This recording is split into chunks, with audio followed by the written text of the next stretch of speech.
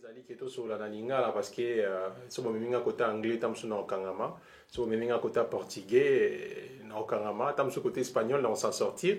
Français peut-être plus, mais lingala est vraiment très à l'aise avec mon invité.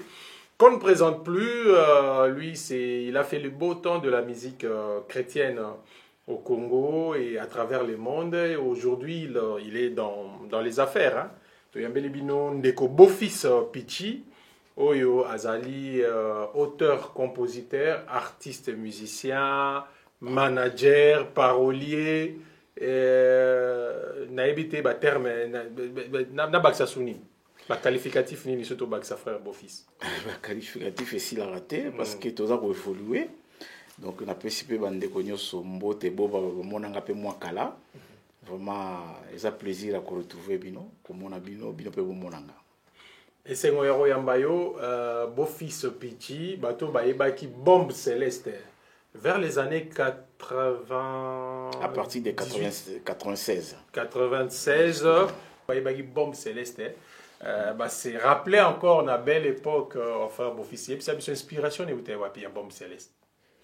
Inspiration à bombe céleste, c'est ça que.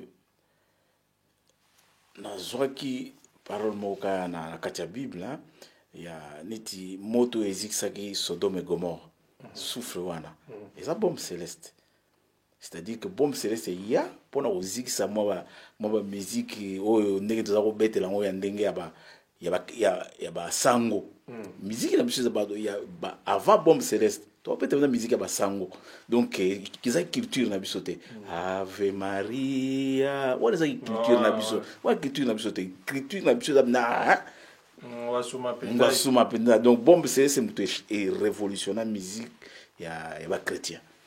D'accord, mais bombe céleste après non à l'époque on a ma frère ma vie nouvelle en Christ ezaki déjà ezalaki mais batutu bazaki na soni ya robeta ngosuma beta culture na biso bazaki na moi soko beta akoma beta neti musique ya mokili oh ngana comprendre que loko wana avant donc yo même musique ya mokili na kati ya musique chrétienne to musique ya mokili ça n'existe pas eza ba terme biso ba to tiaka bande ko ba comprendre bien musique terme wana musique ya mokili ça n'existe pas parce que bato tozolo ba beta musique ya mokili ba utilisaka ba note kaka moko wana do re mi fa sol la si biso pe to utilisaka ba note wana ça dépend siko ya mélodie na thème tozo utiliser pour bato ba yoka to kota na nuance wana mais to zana to tika na époque wana na temps bombe céleste ko ya ba groupe ni ezaki na époque wana bon à l'époque ils avaient gaba Denis Ngonde Matou Samuel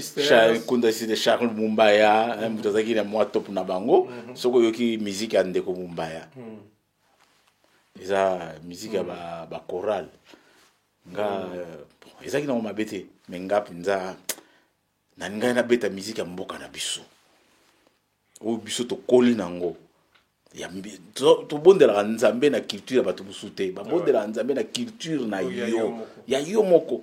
Mais comment tu es arrivé na musique chrétienne? Est-ce que vous êtes chrétien avant on est vraiment comme ça mais vous êtes frère parce que tu as une dénomination de frère entre guillemets vous êtes frère après bandi ko yemba ou bien vous êtes musicien et puis aux appel au changer au comme la musique chrétienne. Alors pas te belé nangina préciser le moko bato belé baloba ke na uta na quartier latin bamsu baloba ke azaki musicien ya OK Jazz et tombé bien parce que il y a 10 minutes dans votre solo na mutu moko wa yo moko yoki Sek Bidens bombe céleste et banda na Sek Bidens na Beni Kopopolipo donc nazalaka déjà chrétien la banda au sambela na bana pe ko koma banzembo na komela bato banzembo ozo komela banani ba chrétien non ba chrétien te o biso zo donc yo zaki non mutamokili to nazaki na mokilité nazaki chrétien ozo fréquenter bato yo tangi ba kombo c'est vrai na yebi croyance na bangote oui mais baza plus na musique de divertissement to benga bon proposition histoire na mokili alors to benga plus na musique ozaki plus na monde ya musique à divertissement parce que au lobby nuance na lingi na préciser loko moko bato yo biso to benga ke bato ya mokili ndeko nanga baza plus chrétien que biso bato to mibinga ka ba chrétien En quoi, oui, bon, on voit un chrétien. Na comportement, na fruit. Moi, je là, c'est que tu veux dénoncer. Na dénoncer. Non, nazo dénoncer, nazo lo ba fait, ba réalité. Na tangaka par hasard, beni ko popolipo. Abeta na Zaiko, abeta na Kosakosa, abeta na Isifi, abeta na quartier latin, a révolutionné musique quartier latin. Aza chrétien, toi aza païen. Non, on a Ebivina été, mais je sais qu'il est croyant.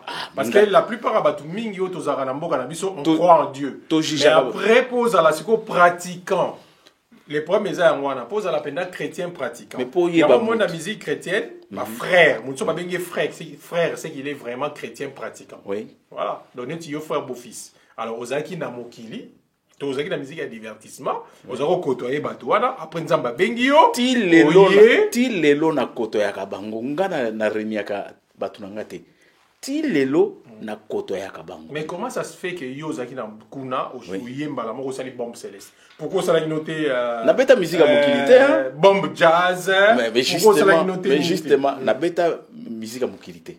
Ndenge biso to bengaka. Na sala musicien mokilité. J'ai évolué na Ozaki muta millier. Voilà, nazaki muta millier. Nazaki na bango, na solo na bango, bayaka na ndako, na ba enregistrer ba nzembo, bato ko ba pepe kale, na tambola bato ba yebi, na tambola na pepe kale mingi. Quand il faut composer ba nzembo, on se mettait là, bo fils boy, loba tenga ba, ati boy. Oza ba boule, na compléter. Rappelez biso na nzembo nini? Bima écriture na yo eza na kati banzembo zebele quand même na koloba bon tout temps na biso pepe kale pe à son âme le quoi zanete sur mais ça na polémique te est-ce que pepe kale peut ça banzembo non omoni eloko wana ebotaka toujours polémique. Non, mais pourquoi? Nabiso ebotaka toujours. Jean-Jacques Goldman mais toza na culture wana te, toza na culture ta frère beau fils. Toza na tangi comme mabeza te. Toza bon na pesaka boy, papi Tex aza vivant avant dans Paris, avant dans Paris.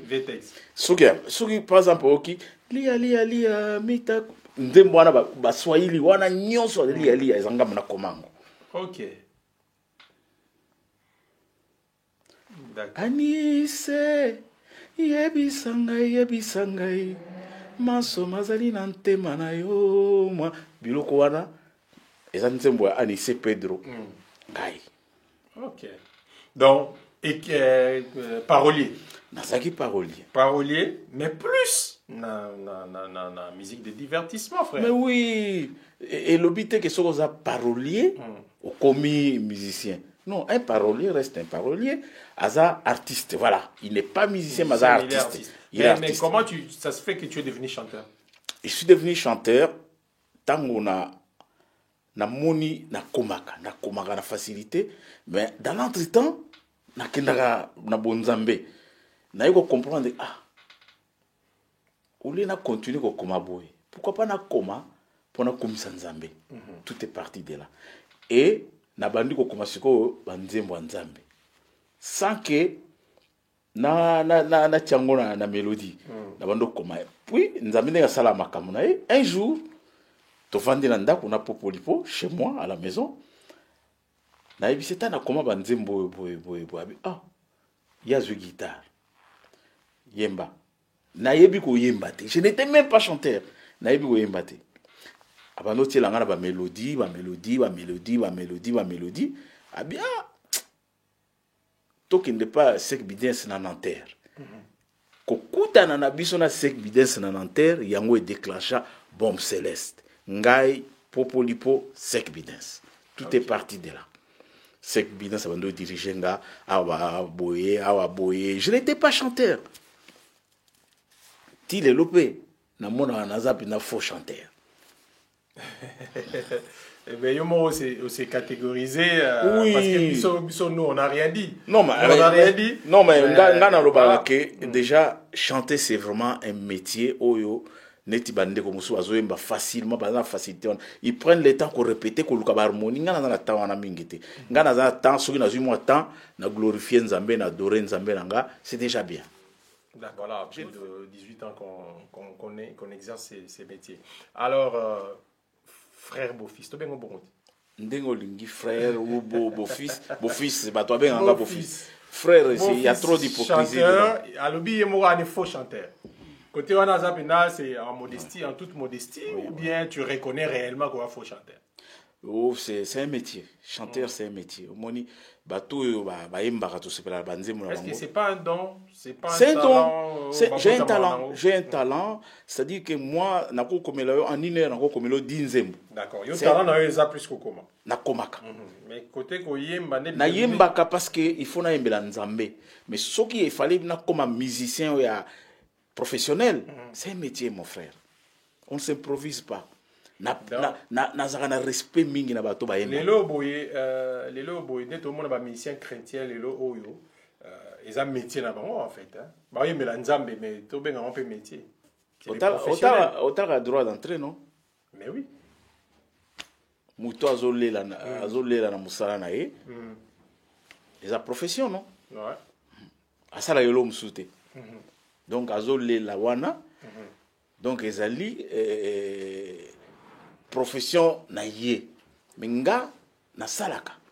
Ozomona na salaka na ye ka ko adorer nzambe na musique. C'est très différent. Nuance wana na ye ba musique chrétienne au bino bondo sala à l'époque yo ça qui en pour nous adorer nzambe to pour au gagner payer vie. Na uti ko yebisa yo batu nyonso ba comprendre que soki seki bidensa za la raté bom selese linga bimate na uti ko yebisa ngwa. Soki popoli po za la raté bom selese linga za raté na uti ko yebisa ngwa. Na lobi bien que naza faux chanteur muto ayembisa nga. Alakisanga awa mata awa kita na uti ko lobango siko c'est sec bides. Il faut qu'on reconnaître na popolipo. D'accord. Si on compte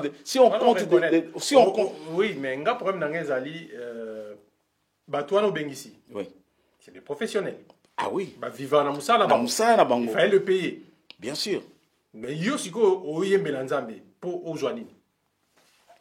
Mais na buti ko lobawa nga pona nga et sengoranga ezali ke na yembeli nzambe na adore nzambe parce que balobi bola munyoso to sala kana se yango nde nzambe se souvenir kana ngo. Mais album oteka kino concert mona ki ezaki soki na paye du peuple soit droit d'entrée à la guerre frère ngamu na organiser kango. Mais yo ki ndenge ba pesa ko cacheter? Non. Ah bon? Non. OK, na beta gratuitement. Non, na lobite na beta gratuitement batiaki droit d'entrée ngamu na tiakite. D'accord. Donc lelo beau-fils sera beta musique batuba espérer que moi bon moins en sima. Ça dit que au sala ngopo na le coup moi nzambe.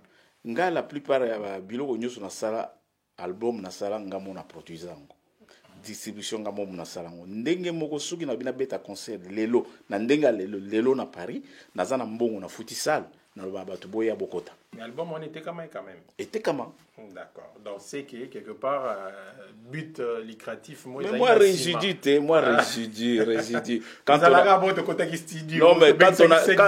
Quand on a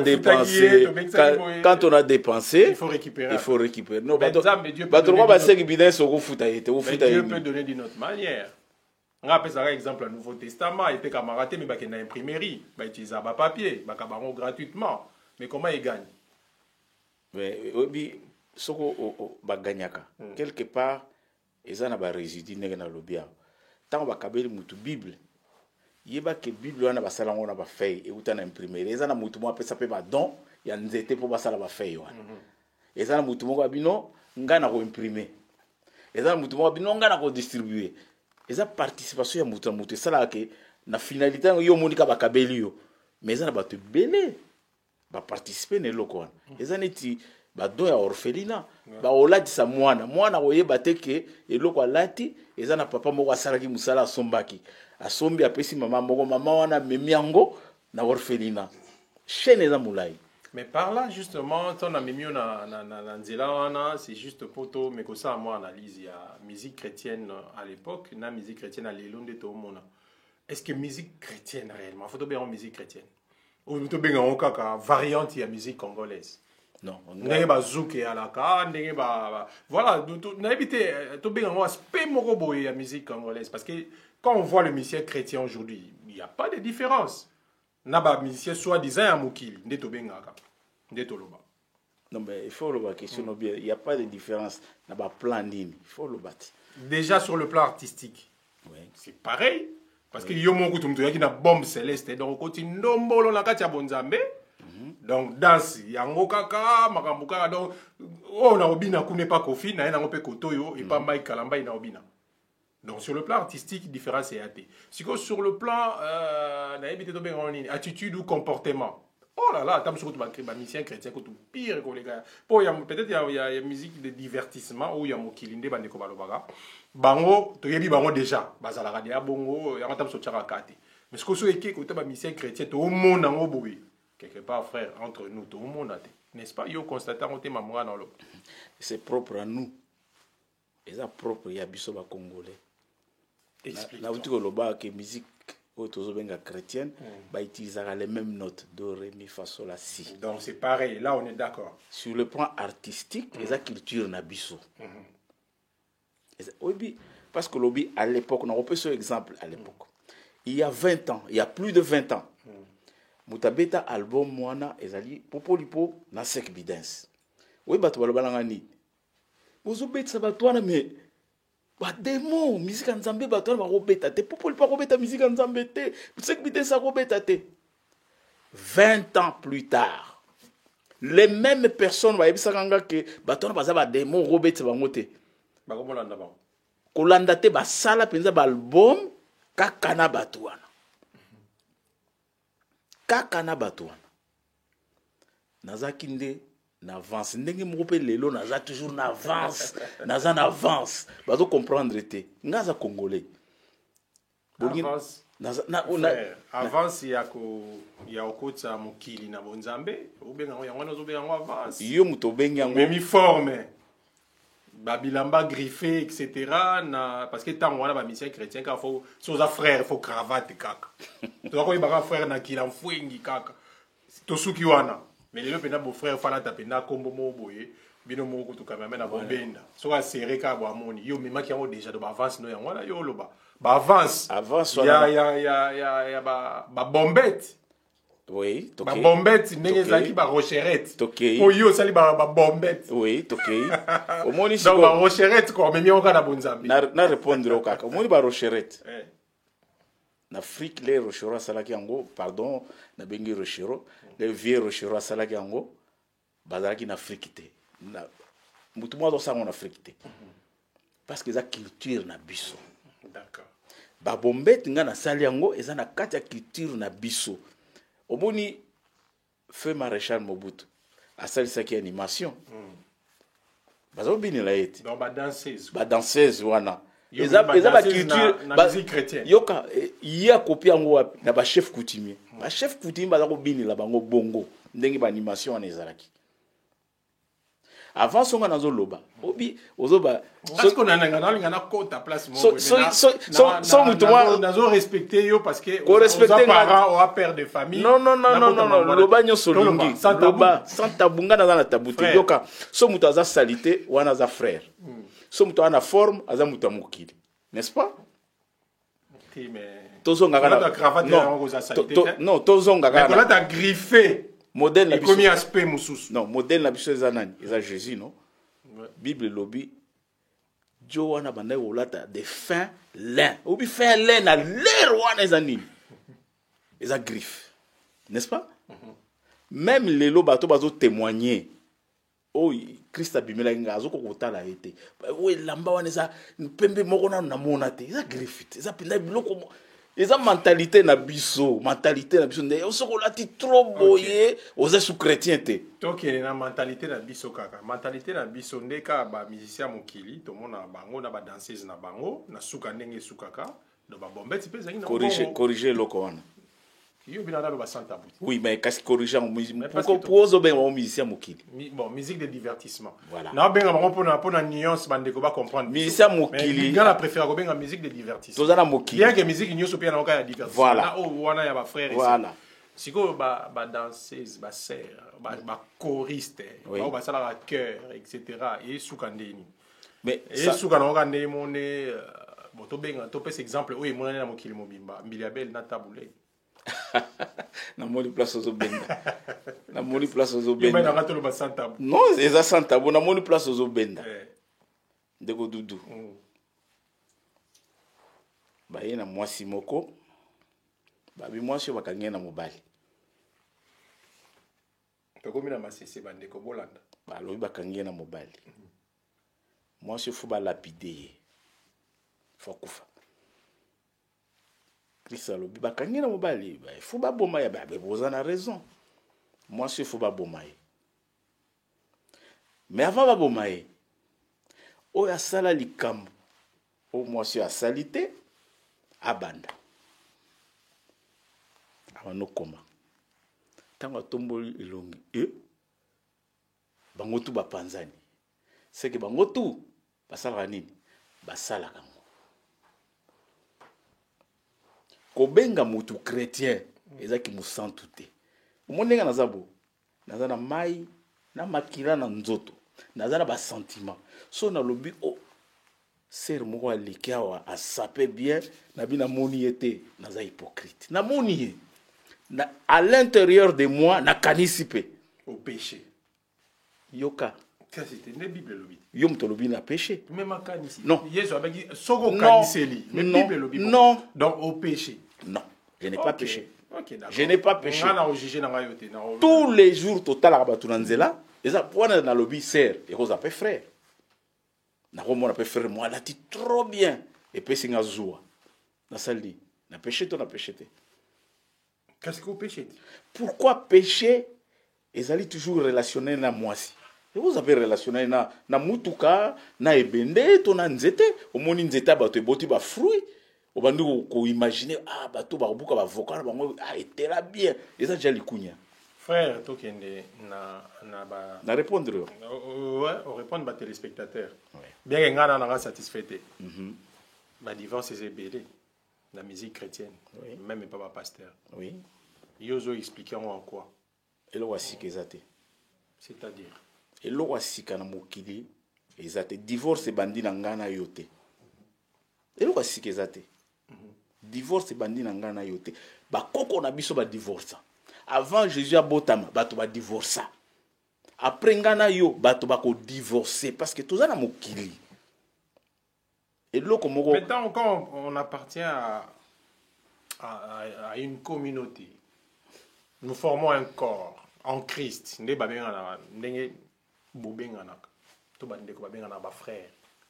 C'est-à-dire que il faut avoir une attitude mon boui. Oui, ils ont l'exemplaire dans la société. Botambola ndenge mo boy oyo izo te ya bato parce que yesu aloba ki ba oyo anga ba omona na kana misana ba ona ba fruit na ba etc. Parce que so biso to landika ko ba koko na biso ba msu ba yesu te mais bino boye bi yesu ça dit qu'il faut prêcher un exemple parce que vous utilisez comme la Bible pour za frère oui na ozong soka na Bible aux frères so lido bi na Bible na zo yo musicien ya c'est péjoratif. C'est péjoratif. Tant que vous frère, vous comme ça, vous musantu mobo. Ngaza musantu te. Non. Non. Boy comme ma frère quoi. Non. Oebi. Bana communauté chrétienne. Bana tobota mana bango libumu moko babenga ngana ni frère te. T'es mieux un frère en Christ. Na lobi bisonde nuance wana nde. Ça dit so benga frère ozam nazo bimaneti musantu moko boy. Non. Parce que ozo mambo oyo lobi na répondre. D'accord. Balingi ba sauver mokili ezaki awa te ya discussion eza eleki na lola c'est monsieur balingi ba sauver mokili na likolo ba ange bazalaki ba vieillard bazalaki otobenga ba mpaka babino mabe eleki trop na se Satan a dominé mokili faut mutu moko atelema akita ke no sauver bango to bazaki na lola lisolo na elekani na lola babidudo okendo te seki bideso okendo te lwambo okendo te nani okendo te bango tu babibiso ndenge tovandi awa mutu aza digne akende aza te babino boluka ba 12 vieillards les saints ba saints batuni ba saints wana les 24 vieillards batuni bango nani okende bango bibiso oza digne te tango lobi oza digne te ngolo bani oza saint te bango susu babi mutu moko kaka la saint moko kaka Jésus. bongo bango kuna na lola ba trouvaki sainte olinga wana se to trouver saint.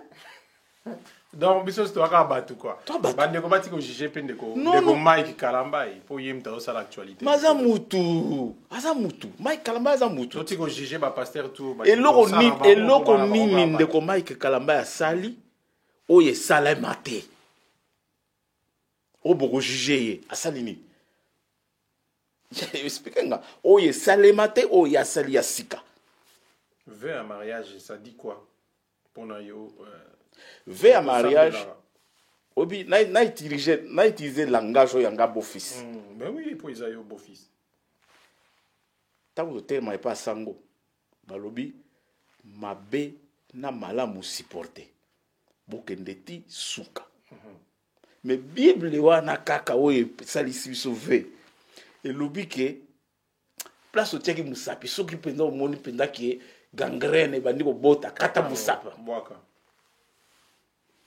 bible mitolobi yango ko wapi otopona toza bato po yesu na suka lo bayi bolingo toza bato toza ka bato mesdames et messieurs toza bato eloko ozo condamner moninga le musu yo saka pire que ye o mwasi wana za ndumba mais ozo ebate ke oya yo moko na kata ndako asalaka pire que mwasi wana ozo juger frère wana frère wana ba momi mais yo moko salaka ngo mais toza ka bato tozo juger batu elo mwasika ezate basango babota basango babota ba passer bakanga bango na hotel na basi n'est-ce pas ba chanteur bakanga bango ndenge moko ozoka ndeko nanga eloko moko ya sika ezate ezaka ke tango moni mutu na mabe lela pona ye lo bandeko nzamba yo kile mawa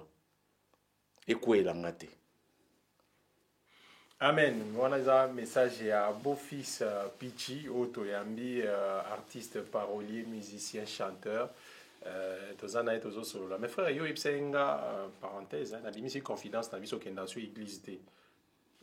Au préféré peut-être que aux pas non andaku parce que on a tellement déçu na l'église de réveil, on a tellement déçu na ba matéya ou bien nini pende ça en sorte que les loboy olinga suko chama kolote ou appartenir à l'église mon son olo pakalate église zanga église na yo conception na biso de église to banaki ngona ndenga mabe église za yo ndengo vando na mobimba na yo za église za temple ngane na vandi bo na za temple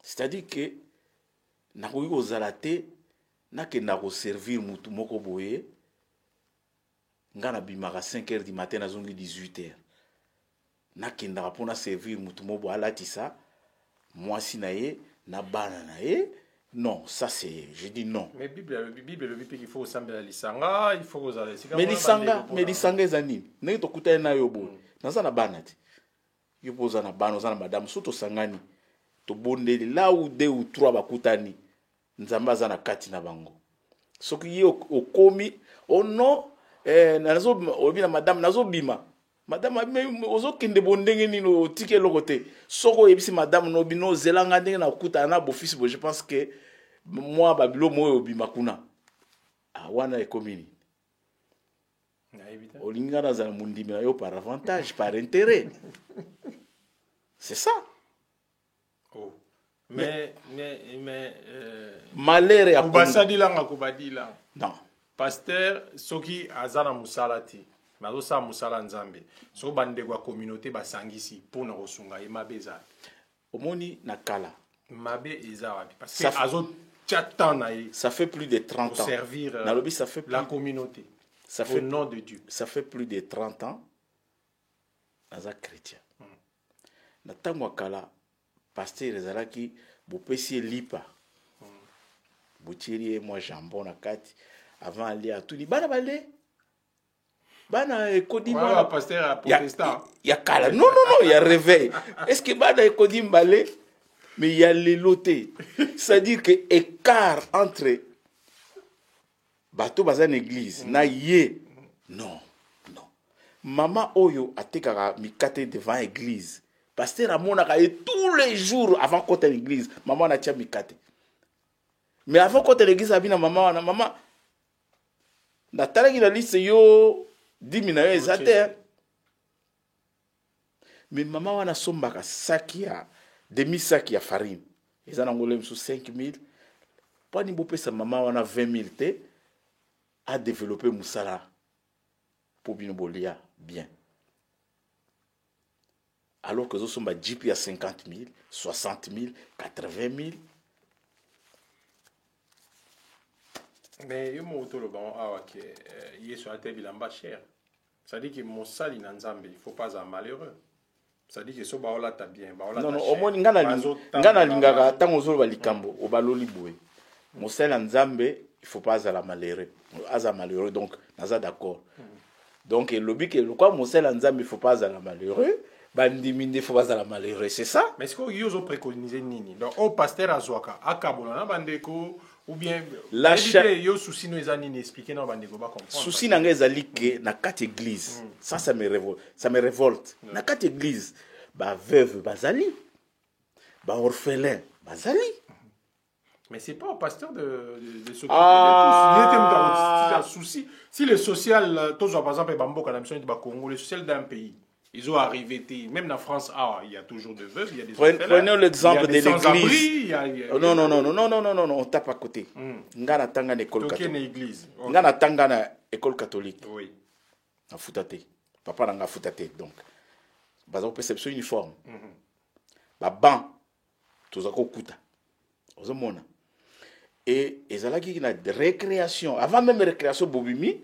Ba pesibino na bité yombo yoza jeune. On a catholique à l'époque na. Mais c'est catholique il y a l'époque na biso. C'était l'exemple plus cher, l'école la plus chère il y a Congo. Mais parce que bino bato bomi biloko na. Collège Boboto, nzamba limbisanga na ça ba contre publicité té, ba limbisanga mais to lo ma vérité, ba foot ça bato na héros. Ba parents na Congo. Moi, na soga na collège Boboto. Il y a pas ça jusqu'aujourd'hui. Bah, en héros. Donc, pour te dire que société, ça dit que t'as mon réalité nango. Société congolaise, il y a époque où bino bozaki, Mobutu a coûté un bon na banque, bah président Kassafo Boussa outil Michel Sosong Sambongo, etc. La vie était différente. Les lots boye, par rapport il y a la réalité mususu vipe gozande mususu. Mais il y a des pasteurs, auto monde ba vraiment ba fruit, ba don, ba dim, etc. Au monde appelle ba tonga ba église. Vous êtes d'accord dans votre? Non. Omoni. Donc on a eu dit mais go pesa maté. On a un débat mon frère. Non mais parce que on dit faut expliquer bien parce que on dit aux jaloux à pasteur. Dis mais wana. Parce que on dit yo monde faire comme pasteur. Est-ce que voilà. Yo tout na expliquer dans nous pour ceux qui va pesi pasteur dim, so ma bonzei.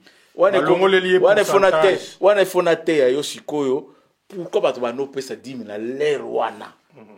Bon, l'air, on a pas ni les lotés. Les lotés, non, Christ a accompli Makambo belé. Vous avez Makambo tout ce qui est bloqué dans l'Ancien Testament. Tant que Christ a bloqué on a tout et sili à l'obi. Ce qui Makambo nyon c'est la juste avanga, mais ngana yete. Et ça pour biloko nyon c'est le cana avanga, et ça la qui juste était. Dans la phrase naie, Christ a l'obi. Tous ceux qui sont venus avant moi, ce ne sont que des voleurs et des brigands. Avant, il y avait des banani. Alors, avant moi, Jésus m'a dit abi bao nyonso ba ya avanga. Donc ceux qui ont avanga to banaka na Abraham tinase. Alors, ce ne sont que des voleurs et des brigands. Balobi agno obakene ko tika soka zalaki bien. Mais Jésus a été. Si vous avez aussi chance Jésus. Les pasteurs d'après, ils sont bons. Non. Mais parce que Bazan a après Jésus. Ce ne sont pas des voleurs et des brigands pour Hollanda. Doctrine. Parce que toqué après Jésus. Apôtre Koutou. Mona Jésus na miso balala na place moko. Wangana ye. Wangana yo. Nous vivons par la foi, mon frère. Nous vivons par la foi. Tout le reste, n'empêche que appartenir à une communauté a fait ma bête. Oui. Mutumwa vana na ngaba, mutumwa vana na matete, mutumwa vana na limete.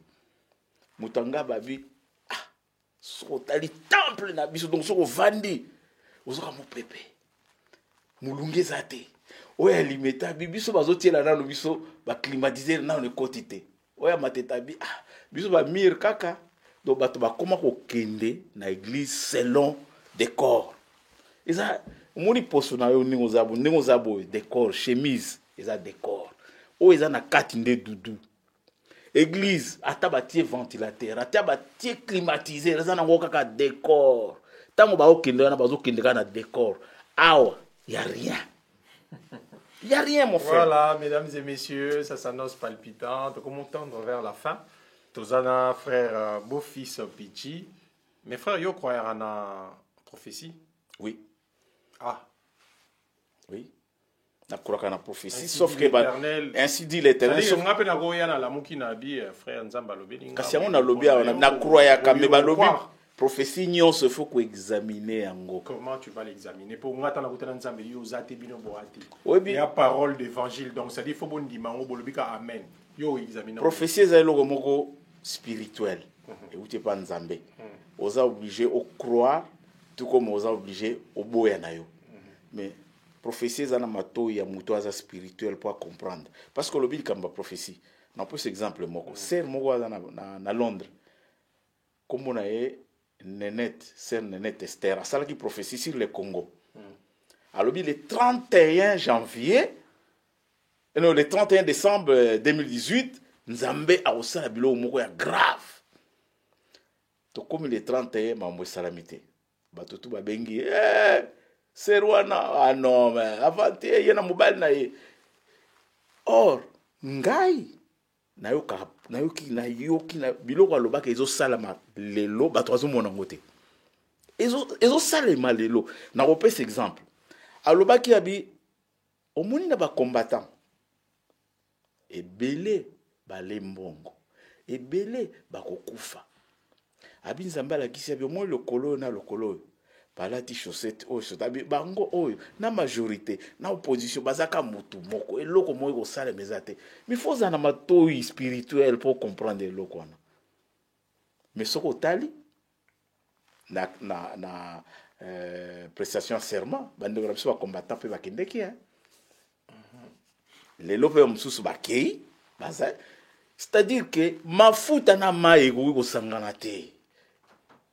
Il faut moi épiration moi salama moi propriété moi salama poto eba qui est qui prophétie na ye eza bongo bato va comprendre en côté tout le monde qui a ma conférence il y a frère Fanfa il y a aux États-Unis surtout le premier jour aux Akinaï etc il est pas dans la prophétie il est pas Nzamba visiter qui est aux croire na malobanaye qu'est-ce que tu penses na malobanaye nazo croire na prophétie na ye malobaki parce que ngamu na contactaka payer prophétie na ye nazo croire nango et fermement sauf que bato belé bazwa prophétie bakanisa Nzamba za dictateur Nzamba dictateur te soko apesi likambo yo ke no transmettre akoloba no soute et dudu na yebisaki yo il faut que non ayebisi yo siko yo intellect na yo bomoto na yo muto ekosala apesi yo likambo yo zi prophétie za muta songi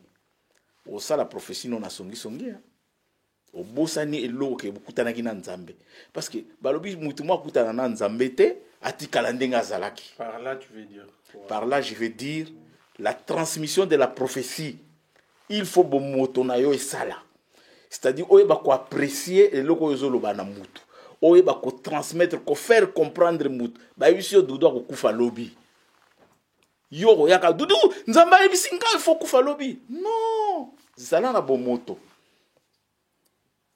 tala ba prophétie zobi Kabila okufa dans 10 jours et Félix Abobela liboma mais non na lobi mais si on net ya fa analyser qui on dit mande ko bali misa surtout tanga kombo na parce que ngana mon frère beau fils na conférence na oui il y a yes net il y a yes ko analyser on dit pose au mon appena qui est vrai na analyser ki makambo ya lobby na comparango na Bible makambo lobaki na tali est-ce que c'est vrai na vérifier likambo za na kati ngape na yebaki te na dzu yango susu alobai bona tali na Bible ezali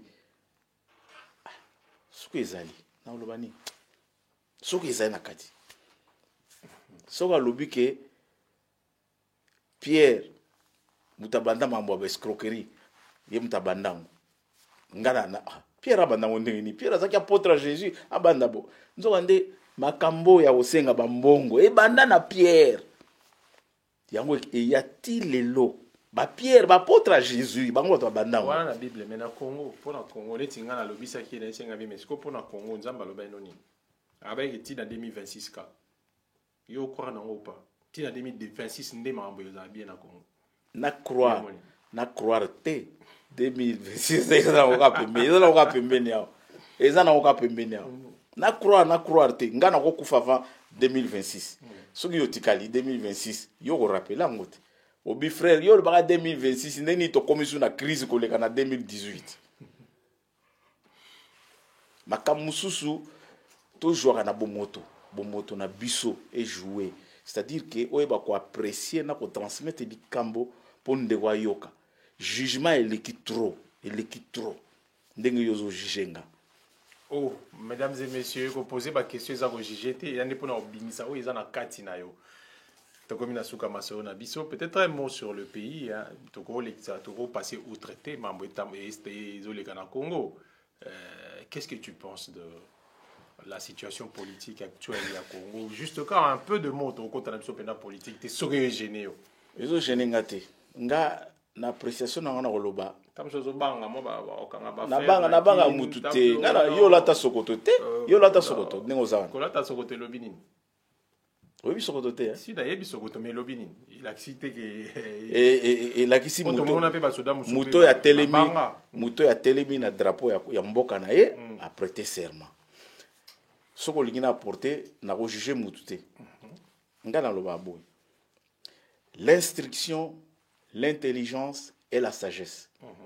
Muto aza instruit et l'obité aza intelligent.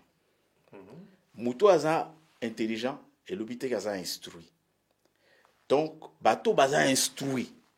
Bo tozo mona bango batangi mingi. Bango to ba memi Congo na libulu. L'élite congolaise babomi Congo. Il faut tika na no bato yo baza intelligent. Ou baza pas trop instruit lokola yo na ngai parce que lelo okoki ko apporter likambote sans que ba juger otangaki wapi ozwaki diplôme wapi mais l'élite bato baza na ba kombo ba docteur bango ba diriger bisote ba memi biso na libulu mais moi te ki wana pe mama na libulu yo sakanate parce que to okende na totam samboka na matérisme totam samboka na ba inculte totam samboka na ba je sais pas ba inconscient ba na éviter ba terme ni to go utiliser parce que kotanga tozonga na 1800 c'est vrai kotanga peut-être mingi te tozonga na 1800 ça quand même ko fongola bongo non frère tozonga bongo e fonga makapo na bongo te oyebi na 1800 nazo pesa na pesa yo na bitozonga na 1800 bakoko na biso bazaki bien organisé oui très bien organisé chefferie chef de secteur batangate ouais mais baki na rite d'initiation non c'est pas n'importe qui devient chef ou bien au la conseiller chef on doit t'initier rite d'initiation on les a déjà qui collent. Bah, il y a que chef, soit devant chef, il faut se comporter. Boye, koloba. C'est que les gens oublient. Mais bon, ils ont un rite d'initiation. Ils école déjà. Bon, moto yango wana te. Bon, kasi yango na lobi na yo. Aza moto wana déjà intelligent. Aza instruité. Aza déjà intelligent. Biso ba transmettre biso intelligence bon moto. Bana mususu ya 8 ans soka zo loba na yo kanisa mona mo ya 20 ans. Mais à côté université te. Aza intelligent. Mais moto mususu aza bac plus 8 mais soka lobi na yo mais ozoba nini oyo bo moto ezate c'est-à-dire azo juger yo par rapport à ba diplôme na ye aodi osuka yo ozwani D6 maboti anga conférence na moto a D6 ozomona bo moto na biso ezate ba valeur on n'a pas les valeurs on a nié nos valeurs toujours ba autodidacte olobi eloko ya bien ba autodidacte tout baza mieux que ba diplômé effectif toza na bango na France awa tozwa premier ministre moko kombo na ye Berogovoa, autodidacte, aleka na lena te, oyebi lena aleka na lena te, mais premier ministre, et il a bien bossé, autodidacte.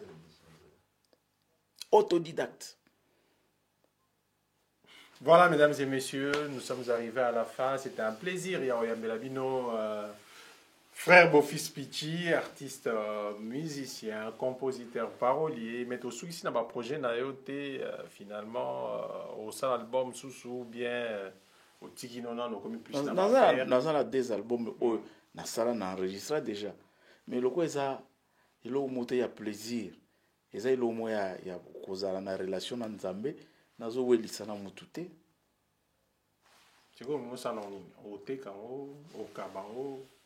Ça dépend de la circonstance, il y a l'air wana, l'air ozarake, nazana ona maboko na sala nini. Na teka to na kaba. Parce que ça mutu moko te ayi au financer yango pour aloba nanga non, il faut na vendre pour na récupérer mbongo nanga. Non eza yanga moko. So na ina kaba. Na kabi. So na ni ko teka na teka. So pe na lobi e obimate et ko obimate. Un conseil à les musiciens chrétiens, ils sont trop commerciaux. Ils sont trop commerciaux. Babosani bonzambe. Mais ba récupérer pe ba dépenser timabe. Bango va dépenser te bateau bazo dépenser pour na bango bazo obligé bango bazala. Nga bofisi na mutu mo obligé ngate na ebisi yoke nazo chance kokuta na sekbidens na popolipo. Ba betelanga na futa eloko moko te. Bato na baza plus chrétien que bato nyonso zo mona. O to benga bango ba musicien mokili. E belé to zala atondi saka stade na Yesu abina yebi ote. Donc ils ont contre ma musicien chrétien. Non, mais on se comprend pas, naza contre te. Ko apparaître mu santu te. Alors que je ne juge pas na lobby, il faut pas qu'on apparaître mon centre pour mon centre na mokili azate et loko moko ya sika o muta osala o esalamate ezate nyonso tozo sala et c'est salama déjà za ya kala. OK, message na ba homme de Dieu, na ba pasteur, surtout église de réveil. Ba pasteur bazongela nzambe. Bakoti ba magie non bakoti ba magie belé bakoti makambo belé bakoti ba bengani ba kabale soki nini ya Israël bakoti biloko belé kokwa isa mutu après ezani après azwini azongi na ndabo neka ndenga zaraki non seulement ça obendie tout na moi poso so ko isi mutu atelemi obendie suna moi 20 balles na ye. Il y a croire que le roi a quoi ya biki. Non, l'obé a osala ka ndenga zala ki akoya lisusu okwesi lisusu. Et comme moi rituel moi ça dit que miracle à la sauté quoi. Mais pour dire sur le bas à mon nom, vous allez opérer, vous allez faire ce que moi je suis en train de faire. Oh diable ça miracle là. Diable a souka na miracle.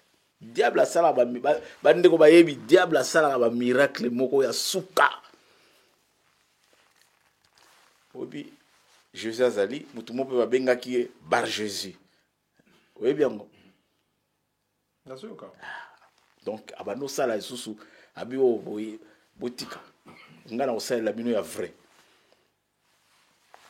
Moïse abetaki abimisi nyoka. Farao asala ini. Abetaki pa abimisi nyoka. Donc toso sola. Ezate po ba bengi ye mosali ya Nzambe. Nga peut-être na ndimi kaza musala Nzambe yebi ye même pas. Ayebi ye tabi wana ligablo na ya sala ligablo na. Voilà, mesdames et messieurs, c'est par là que nous allons boucler cette interview avec le frère Bofis. Il est tantôt aligné frère T, mais bon, je suis bien qu'un frère. Na l'obité na gité, na frère, mais na ndenge bino bolingérité. Voilà, merci, c'était un plaisir. Peut-être dernier mot sur les alliés.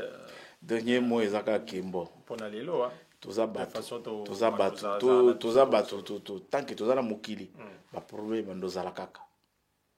Ba problème ndozala kaka. Non, ne juger point wana toza pe na droit ya ko juger mais to jugera yote. Non mais parce que so ozape bien que na des annoncé déjà ou pousser nga suna lobaka so ozape déjà instruit ne yo loba. On va formé na en Jésus. Ba makamso foi ba okima o. parce que soyo qui m'a monté à poser sur la rabat négliger point monter quelque part perdition ezali frère négliger point za yo ezangate ngana lobi ngote non non non non non non non négliger point eza yo na lobi tozakaka batu tozana se makambo ezali bele musanto on comprendre tozaka batu musanto azate ngai ne nazali na musanto te yo za musanto te Mike Kalamba za musanto te Moïse Mbia za musanto te na za biso tuto ana mabe tozaka batu mais soki kaka ezui moninga ye ya ekutu kindumba na eza na niveau supérieur mais so balandi ya yo mo tozana poutre peut-être les millions. Voilà, mesdames et messieurs, on vous dit au revoir. Merci Nama Onoluba qui a montré la carte qui gagne Bambo Tebele. Allez, merci na Blaise Zebele Mobobo pour l'espace au Congo Vibration. À suivre.